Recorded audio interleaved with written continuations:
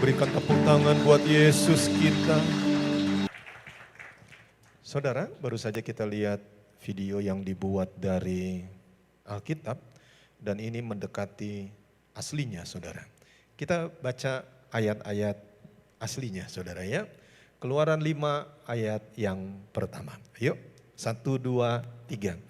Kemudian Musa dan Harun pergi menghadap Firaun lalu berkata kepadanya, beginilah firman Tuhan Allah Israel, biarkanlah umatku pergi untuk mengadakan perayaan bagiku di padang gurun. Ayat yang kedua, tetapi Firaun berkata, siapakah Tuhan itu yang harus kudengarkan firman-Nya untuk membiarkan orang Israel pergi? Tidak kenal aku Tuhan itu dan tidak juga aku akan membiarkan orang Israel pergi. Ayat yang ketiga, lalu kata mereka, Allah orang Ibrani telah menemui kami, izinkanlah kiranya kami pergi ke padang gurun 3 hari perjalanan jauhnya untuk mempersembahkan korban kepada Tuhan Allah kami, supaya jangan nanti mendatangkan kepada kami penyakit sampar atau pedang. Ayat yang keempat, tetapi Raja Mesir berkata kepada mereka, Musa dan Harun, mengapakah kamu membawa-bawa bangsa ini melalaikan pekerjaannya? Pergilah melakukan pekerjaanmu. Saya nggak tahu siapa yang menulis transkrip video yang barusan kita lihat, tetapi penulis transkrip ini sepertinya dia punya pengalaman di masa lalu bagaimana kalau seseorang itu mengikuti Tuhan dengan sungguh-sungguh, yang dimaksudkan adalah Musa dan Harun, maka akan timbul orang-orang jenis tertentu yang dibangkitkan untuk melemahkan semangat daripada orang-orang yang cinta Tuhan ini. Seperti bapak yang tua tadi yang berkata, Musa engkau membuang-buang waktu, hentikanlah sebelum segala sesuatunya menjadi terlambat. Dan memang kisah itu ada di Alkitab juga, saudara. Dan waktu saya baca ayat ini, saya merenung, saudara, bagaimana iblis itu seringkali melakukan intimidasi kepada seseorang yang cinta Tuhan, supaya dia jangan bawa-bawa orang lain untuk sesuatu yang buruk. Dalam hal ini adalah melalaikan pekerjaannya. Padahal tidak demikian, saudara. Ikuti saya, padahal tidak demikian.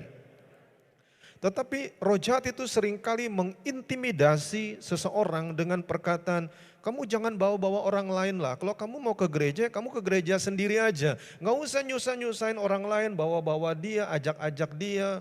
Ngapain sih kamu? Akhirnya mereka jadi minggu nggak kerja tuh. Akhirnya mereka minggu harusnya rileks santai, mereka jadi nggak santai tuh. Kamu bawa-bawa orang lain atau bangsa ini melalaikan pekerjaanmu.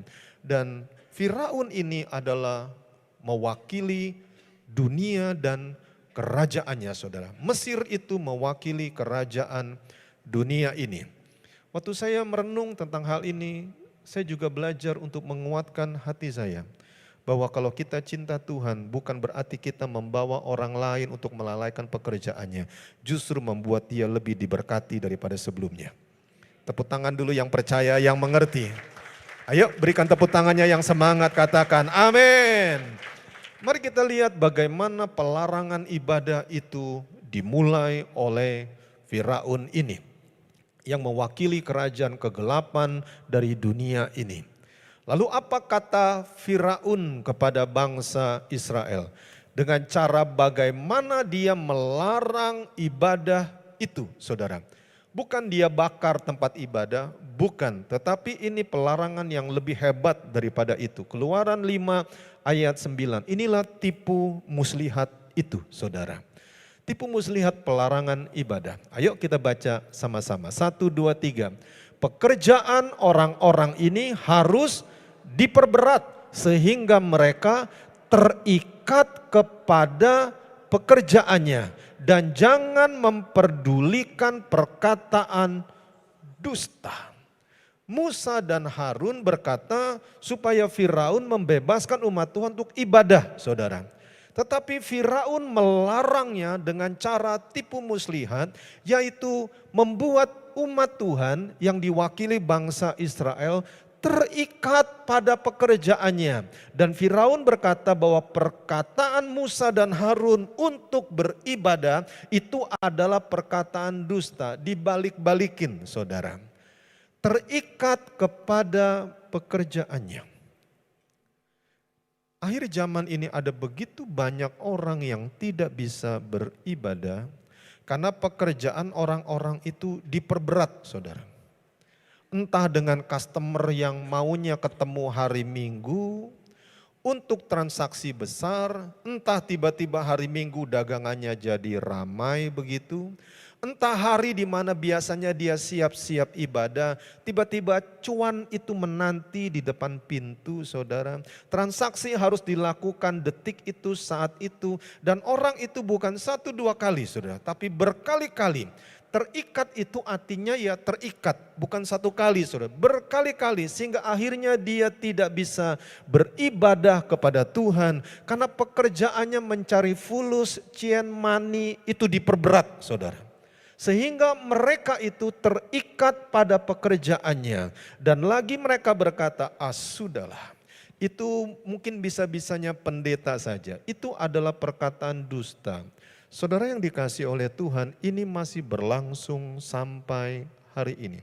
Di bahasa Inggrisnya bahkan diperjelas lagi, apa yang Firaun yang mewakili kerajaan dunia dan kegelapannya ini berkata. Pekerjaan mereka harus lebih banyak lagi begitu. Keep them busy. Buatlah mereka terlalu sibuk.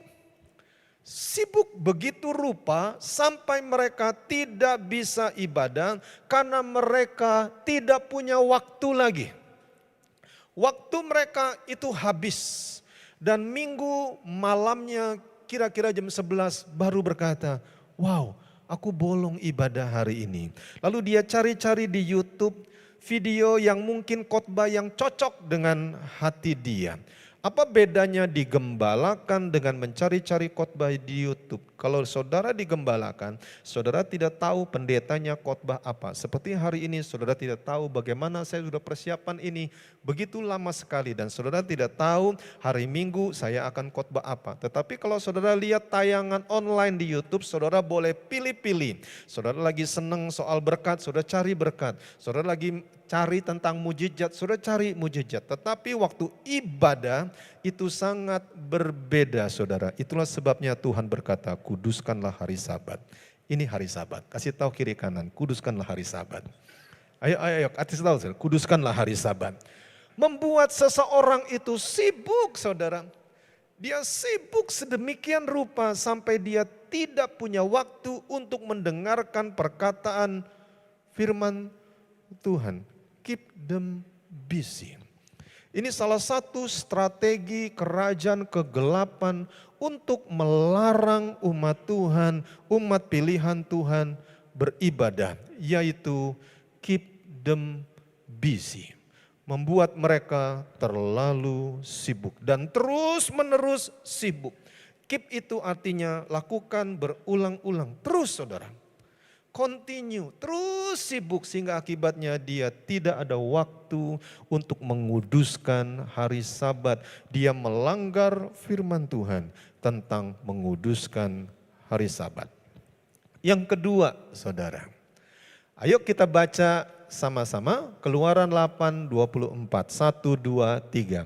Tuhan berbuat demikian, maka datanglah banyak-banyak pikat ke dalam istana Firaun dan ke dalam rumah pegawai-pegawainya dan ke seluruh tanah Mesir. Negeri itu menderita karena pikat itu. Pikat ini sejenis lalat saudara, tapi ukurannya agak besar.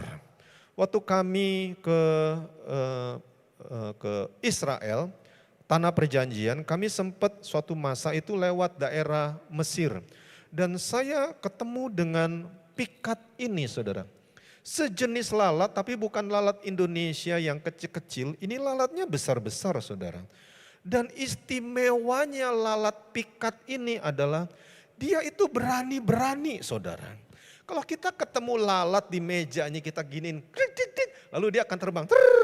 Kalau ini dia tidak, saudara. Dia stabil aja begitu. Mungkin dia liatin kita dan berkata, emang gua pikirin. Dan lalat ini berani, saudara. Kalau misalkan dia nempel kita giniin, dia terbang sejenak karena nggak ada tempat pijak. Nanti dia balik lagi, saudara. Dan jumlahnya itu memang tidak terlalu banyak tapi mengganggu. Istilahnya bahasa Ibraninya jijik, saudara. Kita nggak tahu dia udah nempel di mana gitu, mungkin di kotoran manusia atau kotoran binatang lalu dekat dengan makanan kita. Diusirnya susah dan itu pikat, saudara. Dengan jumlah yang tidak terlalu banyak aja saya atau kami terganggu. Apalagi banyak-banyak pikat, saudara. Dan pikat atau lalat-lalat ini sangat-sangat mengganggu, diusirnya susah, saudara. Dan Israel tahu bahwa bangsa Mesir menderita karena lalat pikat itu. Lalu Firaun dia mulai dalam tanda petik sepertinya menyerah. Tapi dia tetap melakukan pelarangan ibadah. Perhatikan saudara ya. Ini adalah metode kuasa kegelapan yang disebut tipu muslihat. Untuk membuat umat Tuhan tidak bisa beribadah. Istilahnya mau beribadah kok dilarang gitu kira-kira. Ayo kita baca ayat ini sama-sama. Keluaran 8:25, 1, 2, 3. Lalu Firaun memanggil Musa dan Harun serta berkata, pergilah persembahkanlah korban kepada Allahmu. Di mana saudara? Di negeri ini. Di negeri ini tuh di negeri apa? Mesir. Mesir adalah lambang dari dunia ini saudara. Firaun dengan tegas-tegas berkata, bolehlah oke, kamu ibadah, persembahkan korban kepada Allahmu, itu ibadah saudara ya. Tapi bukan di sana, di negeri ini. Apa artinya? Waktu saya merenung lebih dalam lagi, pelarangan ibadah metode jenis yang kedua adalah kompromi dengan dunia. Ya ibadah, ya ke gereja ya ke gereja karena kamu kan KTP-nya Kristen, gak enak. Tetapi kamu tetap kompromi dengan dunia. Dosa jalan terus. Lihat hal-hal yang buruk, yang tidak cocok dengan firman Tuhan, jalan terus. Mainkan game yang tidak benar, sudah tahu ada darah, ada gambar-gambar yang gak benar, ada satanisme, ada roh-roh jahat dan mainkan terus, kompromi dengan dunia. Begitulah keadaan bagaimana roh jahat ini mencoba untuk menghalangi umat Tuhan. Ya kamu boleh ibadah, tapi di negeri ini.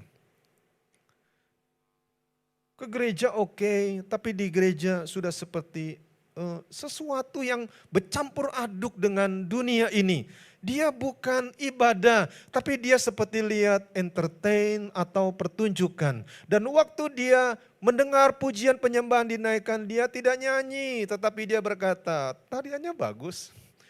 Oh lagunya enak, tapi dia dari hati yang terdalam. Dia tidak nyanyikan puji-pujian dengan sungguh-sungguh. Saya berdoa dalam nama Tuhan Yesus. Kita tidak kompromi dengan dunia ini. Ayo yang mau ibadah lebih lagi tepuk tangan dulu yang kenceng buat Tuhan kita yang baik. Jangan kompromi saudara, jangan kompromi. Kita tidak boleh kompromi dengan dunia ini. Roh jahat itu dengan tipu muslihatnya melarang dalam tanda petik umat Tuhan ibadah dengan cara kompromi dengan dunia ini. Dosa jalan terus, hal-hal yang buruk dilakukan jalan terus, tapi ke gereja juga jalan terus. Dan itu tidak menakutkan buat kuasa kegelapan. Itu pelarangan ibadah. Yang ketiga saudara, tulah jalan lagi. Dan akhirnya di Keluaran 8 ayat 28 saya tidak fokus kepada tulahnya, saya fokus kepada pelarangan ibadahnya. Mari kita baca pelarangan ibadah yang ketiga ini, 1, 2, 3. Lalu kata Firaun, baik aku akan membiarkan kamu pergi untuk mempersembahkan korban kepada Tuhan Allahmu. Dan sekarang diizinkan saudara, di padang gurun, bukan di negeri ini. Ya oke, karena kamu tetap maksa. Hanya, ayo baca yang kencang. 1, 2, 3. Hanya janganlah kamu pergi terlalu jauh dan ditutup dengan hal yang rohani. Berdoalah untuk aku. Katakan wow. Jangan pergi terlalu jauh. Ini semua bicara tentang tipu muslihat. Umat Tuhan itu dilarang ibadah.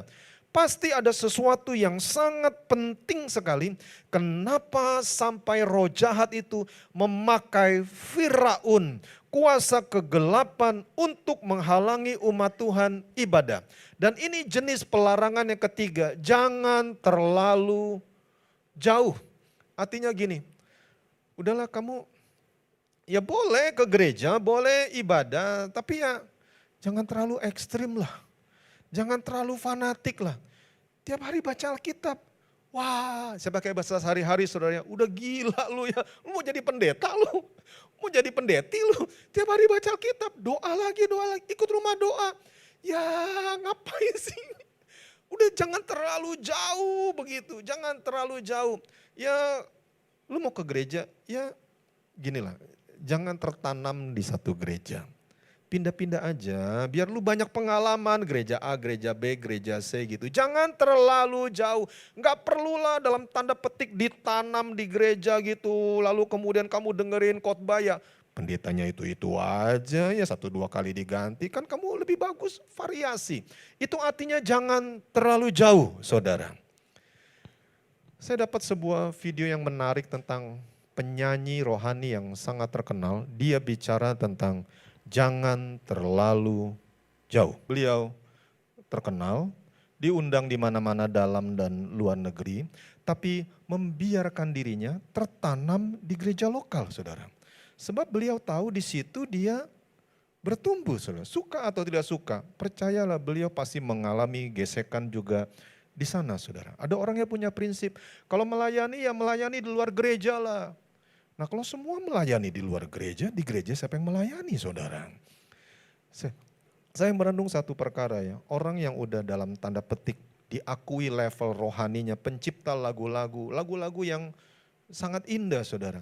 Dia membiarkan dirinya tertanam di gereja lokal, sementara kita yang mungkin tidak terlalu seterkenal beliau, kita masih melanglang buana kemana-mana dan kita mencari hal-hal yang menyenangkan diri kita sendiri, entah entertain di gereja kah, entah aku harus disambut sebagai raja dan ratu, aku harus lihat warna-warni di depan, oh yang ini terkenal, kalau ditanya kamu gereja mana, lalu sebutkan nama gereja yang terkenal, lalu ada kepedean, kebanggaan sendiri dan saya mulai merenung satu perkara saudara, apakah dia tidak mau tertanam, apakah dia tidak mau melangkah lebih dalam lagi bersama-sama dengan Tuhan. Ini kesaksian yang sangat baik saudara. Coba tanya kiri kanan sebelum saya lanjutkan. Kamu sama Sari Simorangkir lebih terkenal siapa? Coba tanya saudara. Ayo nanya tidak berdosa saudara. Kamu sama Sari Simorangkir lebih terkenal siapa? Begitu ya. Saya lebih dikenal di keluarga saya sendiri, mungkin ada yang bilang begitu saudara ya. Mari kita lanjutkan pelarangan ibadah yang keempat. Mari kita lihat hal ini baik. Ini tulah tetap jalan terus pada akhirnya. Yuk kita baca tulah belalang ini. 1, 2, 3. Belalang itu akan menutupi permukaan bumi, sehingga orang tidak dapat melihat tanah. Belalang itu akan memakan habis sisa yang terluput, yang masih tinggal bagimu dari hujan es itu. Bahkan akan memakan habis segala pohonmu yang tumbuh di padang. Lalu Firaun dia mulai deg-degan saudara, walaupun dia keras hati, tetap melarang umat Tuhan ibadah. Lalu dia punya tipu muslihat yang lain lagi. Setelah tulah belalang itu, ini tipu muslihat pelarangan ibadah. Keluaran 10 ayat yang ke-11. Ayo kita baca sama-sama. 1, 2, 3. Bukan demikian, kamu boleh pergi, ini kata Firaun ya, tetapi hanya laki-laki dan beribadahlah kepada Tuhan, sebab itulah yang kamu kehendaki. Lalu mereka diusir dari depan Firaun. Hanya laki-laki saudara. Oke, kamu mau tetap ibadah di padang sana, Oke. Ya udah pergilah. Apalagi? Mau lebih jauh? Oke. Tetapi satu hal, kamu pergi, oke, tetapi hanya laki-laki saja. Apa maksudnya dengan perkataan Firaun ini hanya laki-laki saja? Tuhan menaruh di hati saya bahwa iblis itu melakukan pelarangan ibadah dengan membuat kerohanian keluarga diabaikan. Masa bodoh dengan kerohanian anggota keluarga yang lain. Ya yang ini aja udah, ya udah ini aja. Ini. Tapi yang ini jangan. Ada seorang yang pernah bilang begini, ya anakku satu jadi pendeta bolehlah, tetapi yang 10 anak yang lain jangan. Ada seperti dalam tanda petik mengabaikan, entah bagaimana yang dipikirkan sehingga 10 yang lain itu jangan. Mungkin karena masalah kerohanian yang diabaikan. Mungkin saudara, mungkin juga ada perkara-perkara lain yang dia pikirkan. Tetapi poin daripada pelarangan ibadah ini adalah abaikan kerohanian keluarga. Pertanyaan dalam hidup saya yang saya coba sampaikan di antara Bapak Ibu. Apakah kita sudah memastikan istri kita, kalau dia meninggal hari ini, dia pergi ke surga, saudara? Apakah kita sudah memastikan suami kita, pria yang kita pilih jadi ayah bagi anak-anak kita, apakah kalau dia mati hari ini, meninggal hari ini, dia ke surga, saudara?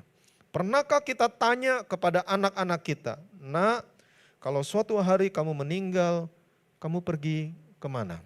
Apakah kita mengabaikan kerohanian keluarga kita? Bagaimana dengan papa mama kita? Atau kita masa bodoh dengan kerohanian mereka?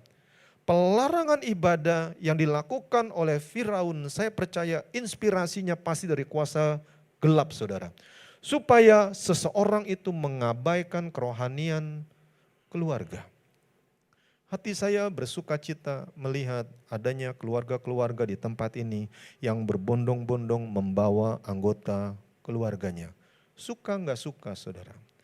Pria kalau dia berpengaruh di rumah, maka dia harus berpengaruh juga untuk membawa keluarganya kepada Tuhan. Wanita, seorang ibu yang berpengaruh di rumah, kalau dia bisa mempengaruhi anggota keluarganya untuk ibadah, maka dia harus bawa keluarganya ibadah kepada Tuhan. Yosua di akhir hidupnya dia berkata, pilihlah hari ini engkau mau beribadah kepada siapa, tetapi aku dan seisi rumahku, aku akan beribadah kepada Tuhan. Ini penting, saudara. Jangan abaikan kerohanian keluarga kita. Yang setuju tepuk tangannya dulu yang kencang buat Tuhan kita yang baik. Ayo kurang kuat, lebih meriah lagi tepuk tangannya. Pastikan bahwa anggota keluarga kita sudah diselamatkan.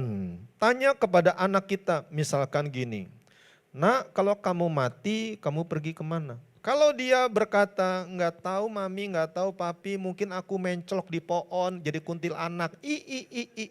Artinya dia enggak ngerti. Atau aku terbang seperti asap. Atau aku diciptakan kembali. Kalau baik ya jadi anjing pudel, kalau jahat dia jadi kecoa gitu, dikejar-kejar mau diteprok sama si penghuni rumah dan selanjutnya. Artinya dia belum pasti dia selamat, saudara. Jangan-jangan istri kita, dia belum selamat, saudara. Jangan-jangan suami kita, dia belum selamat. Mumpung ada sama keluarga di gereja, tanya baik-baik, saudara. Coba lihat kiri kanan, apalagi sama istri atau suami. Tanya, ma atau mami atau biasa panggilnya apa? Bunda gitu, terserah saudara ya. Kalau mama mati, mama pergi kemana? Ayo coba tanya saudara. Ayo yang pria juga tanya istri, istri tanya suami coba. Ayo tanya saudara, jangan liatin saya. Ayo tanya saudara, kira-kira kalau meninggal pergi kemana saudara? Saudara tahu ada seorang yang dianggap jahat oleh orang lain karena dia pemungut pajak. Tapi sebenarnya saya belajar satu hal. Orang ini adalah orang yang disebut family man, saudara. Dan dia itu dijadikan figur di rumah oleh keluarganya. Apa yang orang ini lakukan setelah dia melakukan pertobatan, percaya Yesus sebagai Tuhan dan Juru Selamatnya. Dia membawa, saudara, dengan otoritas yang ada pada dia membawa keluarganya juga untuk diselamatkan di dalam nama Tuhan Yesus. Dia punya otoritas, saudara. Entah itu karena mungkin dia yang punya penghasil keuangan kah, entah karena dia dihormati karena sikapnya yang baik terhadap anggota keluarga. Yang pasti saya tidak tahu, yang pasti dia membawa keluarganya untuk diselamatkan. Siapakah orang yang dulunya dianggap jahat ini, yang kemudian setelah dia bertobat dia membawa keluarganya kepada Tuhan. Orang ini suka dihina, saudara, namanya adalah Sakeus. Saya merenung tentang pertobatan Sakeus ini, saudara. Orang boleh berkata dia pendek dan dihina-hina, tetapi setelah keselamatan itu turun, saudara, keselamatan itu bahkan ini bukan Sakeus yang ngomong, Yesus Tuhan sendiri yang berkata. Kata Yesus kepadanya, Lukas 19 ayat 9, hari ini telah terjadi keselamatan kepada, kurang berani, kepada siapa? Bukan cuma kepada Sakeus, tetapi kepada oikos. Dan kalau saudara pelajari bahasa Yunani aslinya, ini bicara tentang family. Bukan rumahnya yang diselamati secara fisik, tetapi keselamatan telah terjadi kepada family ini. Karena Sakeus ini apa? Karena dia anak Abraham. Doa dan kerinduan yang Tuhan taruh di hati saya. Setiap anggota keluarga kita, pastikan dia sudah terima Yesus sebagai Tuhan dan Juru Selamat. Dia diselamatkan. Karena hidup manusia itu sangat terbatas sekali. Saya ingat Rabu malam doa di tempat ini tiba-tiba seperti satu bayangan sekelebat itu lewat waktu berdoa. Diingatkan Tuhan tentang seorang anak muda yang begitu cinta Tuhan, tetapi hidupnya tidak panjang. Karena dia kena kanker batang otak, saudara. Mamanya nangis sedih luar biasa. Dan anak ini meninggal di pelukan dia, saudara. Masih 20 tahunan umurnya. Lalu mamanya berkata di kesaksian dia, seharusnya dia, mamanya ini yang meninggal lebih dulu. Tetapi kenapa kamu meninggal lebih dulu? Lalu anak ini memberikan kesaksian bagaimana mamanya itu cerita. Sebelum meninggal, si anak ini bilang, Mama gak usah sedih. Saya coba tiru bahasa Jawanya sedikit, saudara ya. Umur manusia itu ada yang panjang segini, ada yang segini. Lalu anak ini bilang, umur saya mungkin segini, gak sepanjang mama yang segini. Mama gak usah sedih, ya, karena dia tahu dia akan ketemu Yesus. Lalu waktu mamanya peluk dia gitu, dirangkul begitu, anak itu tiba-tiba dia tunjuk ke atas, Ma, itu Tuhan Yesus, itu Tuhan Yesus. Dia tunjuk ke atas dan dia bilang, itu Tuhan Yesus.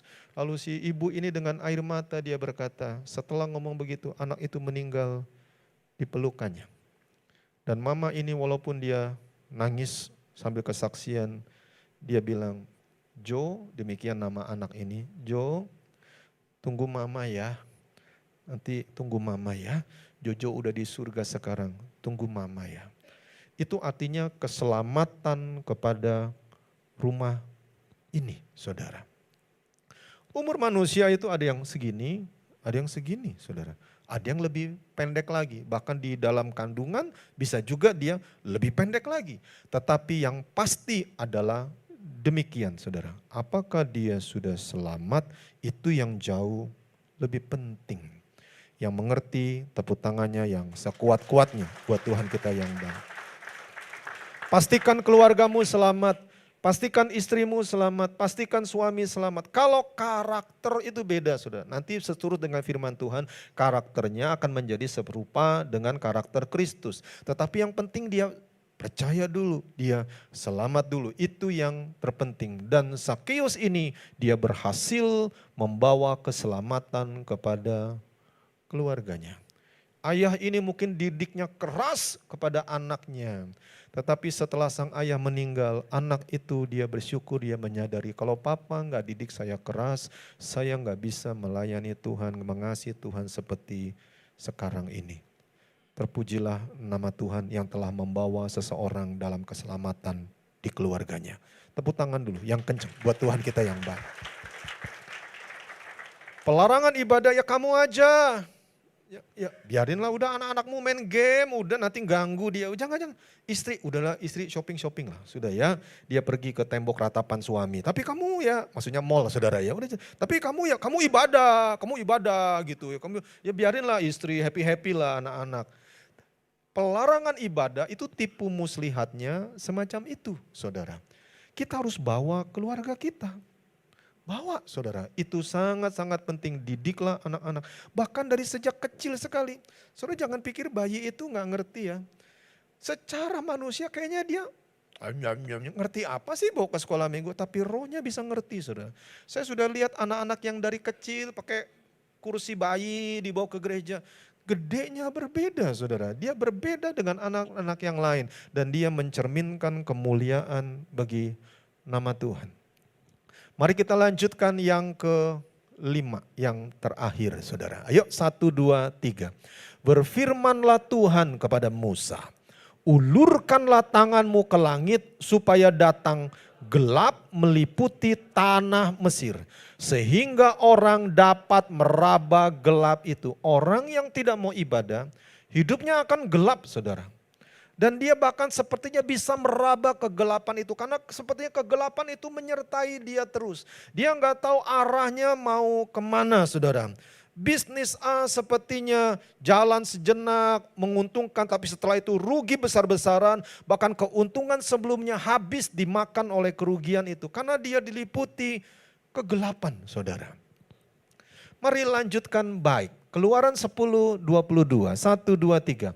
Lalu Musa mengulurkan tangannya ke langit dan datanglah gelap gulita di seluruh tanah Mesir selama 3 hari. Lalu ayat selanjutnya, tidak ada orang yang dapat melihat temannya. Juga tidak ada orang yang dapat bangun dari tempatnya selama 3 hari. Tetapi pada semua orang Israel ada terang di tempat kediamannya. Bagi orang yang mau beribadah, maka ada terang di tempat kediaman dia.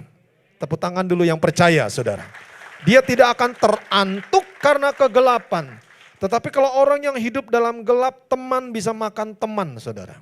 Bahkan ada yang gak bisa bangun juga dari tempatnya. Sakit, penyakit, mendera kehidupannya. Penderitaan yang sangat hebat saudara. Dan Firaun akhirnya mencoba melarang ibadah dengan yang kelima. Dan ini adalah serangan yang sebenarnya sangat dahsyat saudara. Ayo, ini serangan pemungkasnya. Kalau saudara belajar ini saudara akan mengerti lebih jauh lagi. 1, 2, 3. Lalu Firaun memanggil Musa serta berkata, pergilah, beribadahlah kepada Tuhan. Hanya apa? Kambing dombamu dan lembu sapimu harus ditinggalkan. Okelah, juga anak-anakmu boleh turut beserta kamu. Keluaran 10 ayat 24. Maksudnya apa sih? Udah boleh ibadah dah. Bawa keluargamu sana ibadah. Mau lebih jauh lagi? Oke. Apalagi? Lalu kemudian sepertinya semua diizinkan saudara. Udah sekarang kamu enggak usah terlalu sibuk lagi. Udah. Oke ya. Oke. Sudah. Boleh ibadah. Tapi, nah ini senjata pamungkas yang kelima. Kambing dombanya jangan dong. Lembu sapinya jangan dong. Artinya apa saudara? Ini arti yang Tuhan ajarkan kepada saya. Jangan bawa persembahan. Tinggalkan persembahan kepada Tuhan. Ya kamu kan mau ibadah kan? Ya sudahlah, ibadah ya ibadah. Itu kan rohmu, hatimu, tapi dompetnya jangan ibadah. Ya ibadah saudara. Perhatikan tentang hal ini baik. Kenapa strategi roh jahat ini melarang ibadah dengan cara membuat mereka tidak membawa kambing dombanya, lembu sapinya. Ini bicara tentang usaha mereka, tentang pekerjaan mereka. Mereka tidak bawa kepada Tuhan. Saudara tahu, akhir zaman iblis memakai hal ini untuk menghancurkan menghancurkan gereja Tuhan. Bukan dibakar, kalau dibakar mah kelihatan saudara nyala. Iblis itu punya tipu muslihat yang lebih dahsyat daripada pembakaran gereja semata-mata. Yaitu tentang persediaan makanan di rumah Tuhan. Sehingga tidak heran ada orang bahkan yang mengaku pendeta sekalipun. Dia dipakai untuk melarang persembahan ini. Jangan dibawa ke rumah Tuhan. Dan saudara tahu apa tujuan di latar belakang itu adalah supaya tidak ada persediaan makanan di rumah Tuhan. Mari saya mau jujur sama saudara. Kalau dari persembahan mingguan kita ibadah saudara, maka untuk operasional gereja itu tidak akan cukup. Bagaimana gereja ini bisa tetap survive, bertahan sampai hari ini? Karena adanya orang-orang yang cinta Tuhan, yang mengembalikan persembahan persepuluhan kepada Tuhan. Kami suami istri cukup terharu melihat ada di antara pemain musik. Begitu dapat persembahan kasih, dia langsung potong saudara. 10% dia langsung potong buat Tuhan. Padahal mungkin kami tahu dia juga butuh yang namanya uang. Coba tanya kiri kanan, kamu masih butuh uang gak? Bayangkan saudara, bagaimana strategi ini dijalankan untuk dalam tanda petik bukan membakar rumah, bukan. Tapi persediaan makanannya itu di stopin saudara. Kalau tidak ada persembahan yang jenis persepuluhan itu, maka tidak ada persediaan makanan di rumah Tuhan. Bayangkan sejenak saudara ya, saya hamba Tuhan, saya pendeta dan saya juga butuh makan. Aminnya tidak percaya nih. Saya juga butuh makan, saya mendedikasikan hidup saya untuk melayani Tuhan full time, full heart juga saudara, sama istri saya. Dan kami ini sebagai hamba Tuhan dipanggil sama Tuhan bukan waktu kami posisi nganggur saudara. Lagi jaya-jayanya, saya eksekutif director, managing director di masa lalu. Dan saya lagi top-topnya di usia muda saudara ya. Bos saya agak panik waktu saya mengundurkan diri jadi hamba Tuhan. Jadi kami jadi hamba Tuhan bukan karena kami membutuhkan persepuluhan Bapak Ibu, bukan. Tetapi supaya banyak orang diselamatkan, banyak orang dipindahkan harusnya jalankan neraka, dia pergi ke surga, khususnya anak-anak kita. Mengerti? Tolong tepuk tangannya. Semangat buat Tuhan kita yang baik. Tetapi saya menyadari saudara, untuk kami melayani Tuhan, kami juga butuh makan. Dari mana penghasilan kami? Itu dari persembahan Bapak Ibu. Nah kalau persembahan, ini kita sharing saudara ya, cerita-cerita ini. Kalau persembahan itu tidak ada, maka artinya tidak ada persediaan makanan di rumah Tuhan. Kalau tidak ada persediaan makanan di rumah Tuhan, apa yang terjadi? Saya sama istri tidak bisa makan saudara. Ya anak menantu sudah kerja masing-masing dan puji Tuhan mereka diberkati, mereka bisa makan. Tetapi kami berdua mengandalkan makanan dari persediaan makanan di rumah Tuhan. Termasuk Alfa Umbekahu, betul ya. Dengan istri dan Syael anaknya, karena mereka full timer saudara. Apa yang terjadi kalau nggak ada persediaan makanan di rumah Tuhan? Mereka tetap butuh makan. Lalu bagaimana dengan pemusik-pemusik yang melayani, juga teman-teman yang lain yang mendapatkan persembahan kasih? Mereka juga butuh makan dan makanan itu diambil dari persediaan makan di rumah Tuhan. Kalau sampai umat Tuhan mengikuti anjuran Firaun untuk tidak membawa kambing domba, tidak membawa persembahannya, maka tidak ada persediaan makanan di rumah Tuhan. Dan kalau tidak ada persediaan makanan di rumah Tuhan, masalah kampung tengah itu masalah luar biasa saudara. Amin tidak amin demikian adanya. Mungkin saya bisa dalam tanda petik mengemis kepada anak menantu, kasihan, kasih papi mami makan, kasihan nak, kasihan gitu. Bisa saudara ya. Atau yang terbaik adalah kami cari kerja yang lain. Kami lakukan usaha kah, kami cari kerja yang lain dan memang masih ada sisa-sisa kejayaan masa lalu. Mungkin kami bisa beride untuk bisnis dan selanjutnya. Tetapi bagaimana keadaan rumah Tuhan ini akan terbelengkalai saudara. Saudara mulai paham maksud saya? Ini aminnya bikin saya deg-degan ini. Begitulah ceritanya. Lalu bagaimana dengan persembahan kasih kepada kawan-kawan yang memang mengandalkan hidupnya sebagai hamba Tuhan untuk melayani Tuhan. Tidak setiap pemain musik kita itu mereka punya kerjaan sekuler, saudara. Memang ada yang mengandalkan hidupnya dari persediaan makanan di rumah Tuhan. Firaun itu punya sebuah ide brilian datangnya dari kuasa kegelapan. Supaya persediaan makanan di rumah Tuhan itu tidak ada.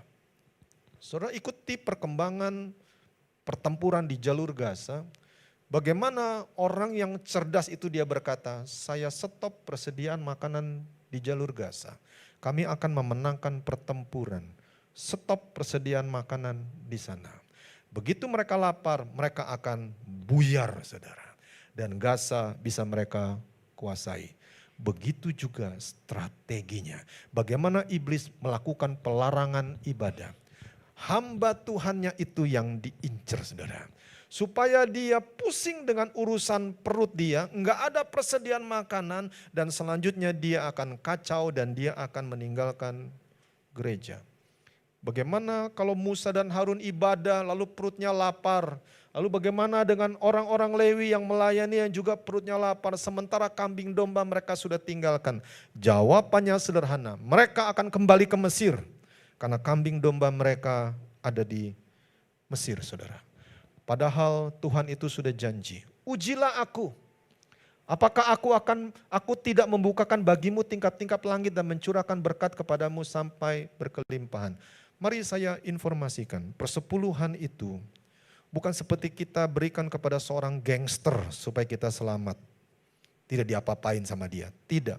Tapi persepuluhan itu adalah benih. Sampai hari ini kami berdua masih memberikan persepuluhan kepada rumah Tuhan sampai hari ini.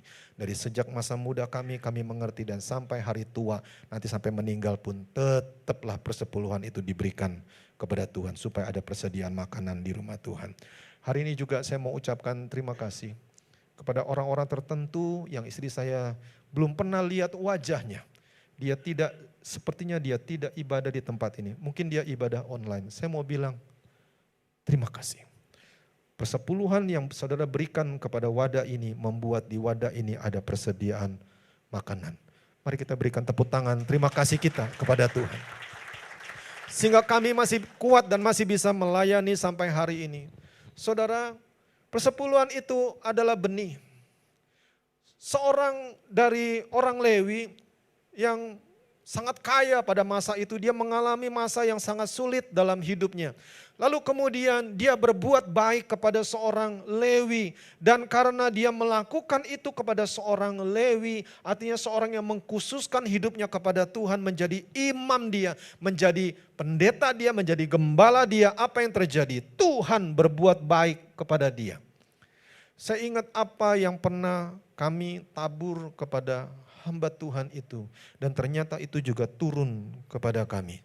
Kami diberkati karena belajar untuk berbuat baik kepada seorang Lewi yang jadi imam kami pada masa itu. Biarlah saudara mengerti bahwa Tuhan itu adalah Tuhan yang mengingat segala yang kita lakukan. Hal-hal yang baik, yang indah di mata Tuhan. Saya tutup dengan beberapa ayat ini, saudara ya. Saya tutup dengan beberapa ayat ini sebelum kita masuk perjamuan kudus. Kenapa iblis itu sangat benci umat Tuhan ibadah? Bahkan dia mulai meniadakan akhir zaman ini supaya umat Tuhan tidak mengkuduskan hari Sabat.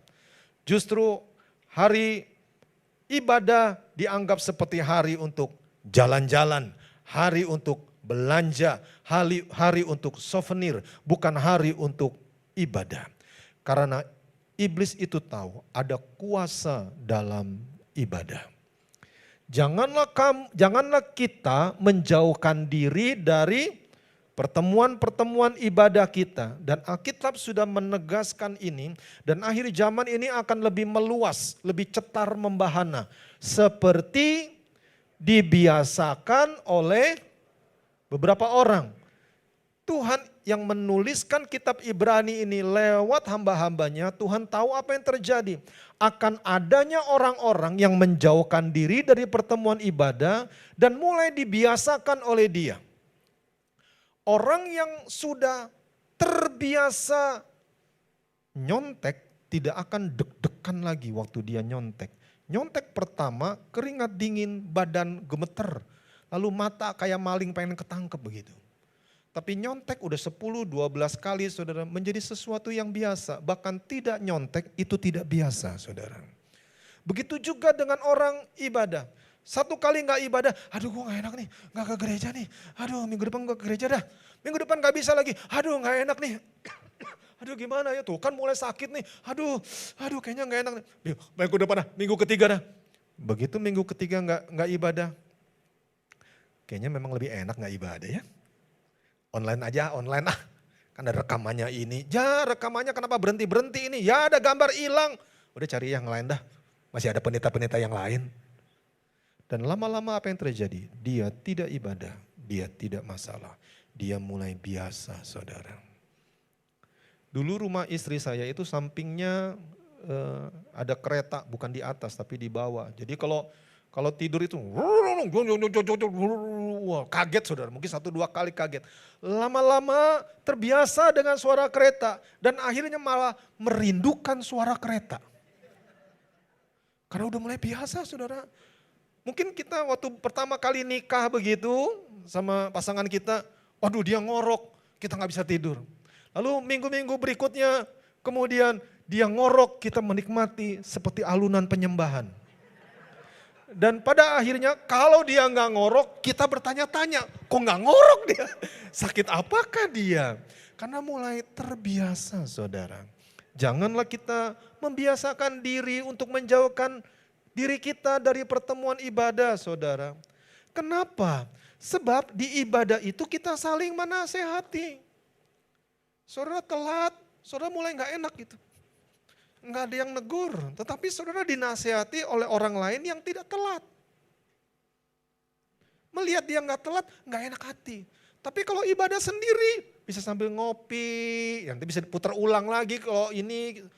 Beda saudara, ibadah itu berbeda. Kita bisa saling menasihati dan harusnya kita semakin giat melakukannya menjelang apa? Hari Tuhan yang mendekat. Tahukah Bapak Ibu bahwa Tuhan segera datang kembali? Belum tentu kita meninggal loh. Halo? Belum tentu saudara masuk peti mati lalu kemudian kiri kanan nyanyi sampai bertemu ya bertemu. Lalu tabur bunga, eudokolon. Belum tentu saudara. Siapa tahu kita pas masih hidup saudara lihat tanda-tanda zaman. Apa sih yang belum digenapi? Semua sudah digenapi tinggal tak waktunya aja saudara ya. Waktunya aja. Hari Tuhan itu semakin mendekat. Dan kuncinya itu salah satu yang harus kita perhatikan adalah Israel. Karena Tuhan berkata perhatikanlah bangsa ini saudara. Sebab bangsa ini juga salah satu kunci mengenai hari kedatangan Tuhan yang semakin mendekat ini. Janganlah kita membiasakan diri. Latihan badani itu terbatas gunanya saudara fitness, badan saudara kekar gitu, itu bagus saudara sehat. Tetapi ibadah itu berguna dalam segala hal. Kenapa? Karena mengandung janji. Jadi waktu saudara dengar khotbah, saudara tangkap janji-janji Tuhan. Ada berapa banyak orang yang berlinang air mata, dia dikuatkan untuk melangkah kembali dalam hidup ini. Ada berapa banyak orang yang akhirnya dia mendengar janji Tuhan, kemudian dia hidup kembali saudara. Dan hidup dia itu bukan cuma di dunia ini, tapi juga hidup yang akan datang. Itulah sebabnya iblis itu sangat tidak suka saudara datang ke gereja yang ada janji saudara. Iblis berkata, ya udah kamu ke gereja, ya udah menyenangkan telinga aja. Wah, Nina Bobo. Udah saudara nyaman begitu. Tapi begitu itu mengandung janji saudara, maka itu akan jadi satu hal yang berbeda.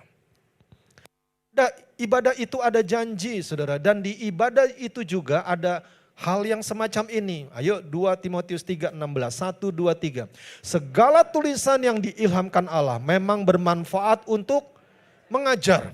Itulah sebabnya saudara berguna sekali ibadah, sebab di ibadah itu saudara belajar firman Tuhan. Ikuti saya, belajar firman Tuhan. Dan itu bermanfaat buat kita. Dan bukan cuma itu, mungkin yang gak enak apa saudara? Menyatakan kesalahan. Ya aduh kok aku jadi kayak rasanya ditegur begitu. Itu bukan karena saya pendeta itu menitik beratkan khotbah ini kepada saudara. Dikasih merah-merah begitu, ini orang yang diincar. Bukan saudara. Tapi Roh Kudus sendiri membuat kita, waduh kok ada salah nih. Mungkin dia anak muda atau anak teen yang suka main game. Atau dia suka main hal-hal yang gak benar. Lalu tiba-tiba tadi dengar selintas gitu. Waduh, ini jangan-jangan pendetanya mak gua kasih tahu dia nih. Jadi dia, enggak saudara, enggak. Tapi firman Tuhan sendiri yang menyatakan kesalahan dan respon kita kalau kita bertobat saudara. Maka kita akan mengalami yang namanya berkat kemuliaan Tuhan. Tepuk tangan mengerti sorak-sorainya buat Tuhan kita yang baik. Memperbaiki kelakuan. Mungkin selama ini pacarannya gak benar. Hidupnya gak benar. Lalu dengar firman Tuhan, ibadah ini saudara, ibadah. Gua salah nih, gak boleh lakukan itu. Lalu dia perbaiki kelakuan dia dengan cara bagaimana? Tuhan saya bertobat. Sejak ini saya mau pacaran yang benar Tuhan. Tuhan itu kasih saudara. Tuhan tidak berkenan atas kematian orang fasik. Seketika orang itu bertobat maka dia akan dipulihkan saudara.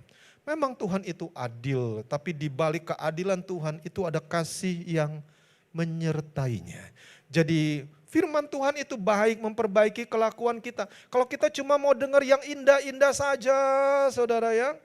Mungkin ada sesuatu yang saudara sangat tabu untuk dengar. Contoh misalkan soal uang. Saudara tabu untuk dengar pengajaran soal persepuluhan, soal uang. Dan saudara tidak mau dengar khotbah itu. Saudara bisa cari di YouTube hal-hal yang di luar persembahan persepuluhan ini. Tetapi begitu saudara ibadah, tiba-tiba pendeta bisa nyeletuk seperti saya tadi cerita persepuluhan. Aduh kenapa aku harus dengar? Supaya kelakuan kita diperbaiki. Itu milik Tuhan dan bukan milik kita. Jadi kelakuan kita berubah saudara. Dan untuk mendidik orang dalam apa? Kebenaran. Hari-hari terakhir ini ada begitu banyak penyesatan saudara. Saudara kalau lihat pengajaran-pengajaran di YouTube ya. Itu memang menakutkan saudara. Saya aja jadi pendeta aja. Itu beberapa pengajar itu saya skip saudara. Itu kalau diikutin saudara. Waduh ngeri saudara. Salah satunya ada orang yang mengajarkan tentang akhir zaman dengan cara yang menakutkan saudara. Sehingga orang jadi ketakutan begitu. Padahal berita akhir zaman bukan berita yang menakutkan.